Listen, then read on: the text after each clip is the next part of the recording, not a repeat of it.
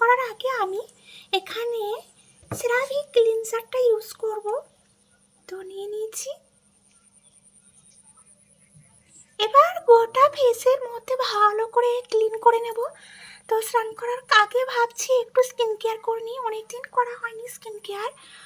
আর ভালো করে ইয়ারটাকে আমি বেঁধে নিয়েছি, যেহেতু আজকে কিন্তু প্যাকটা ইউজ করব। তো চলো ভিডিওটা কিন্তু দেখতে থাকো। লাস্ট ফেসটা দেখো ক্লিন করা হয়ে গেছে। এবার আমি এই প্যাকটা ইউজ করব। এই প্যাকটা কিন্তু এতটাই সুন্দর, জাস্ট বলার নেই। আমি গত 3 দিন ধরে ইউজ করছি ফ্রিজে রেখে রেখে। তো চলো এবার এটা আমি ফেসের মধ্যে অ্যাপ্লাই করে নিই।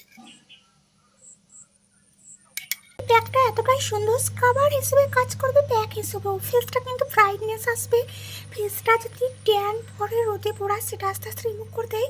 যেহেতু এখানে আমি নিয়েছি বিটরুটের পাউডার আর এখানে নিয়েছি র মিল্ক। তো এটা দিয়ে ভালো করে ফেসটাকে একদম হালকা হাতে মাসাজ করতে হবে, তারপর প্লেন ওয়াটার দিয়ে ধুয়ে নিতে হবে, তাহলে ম্যাজিক।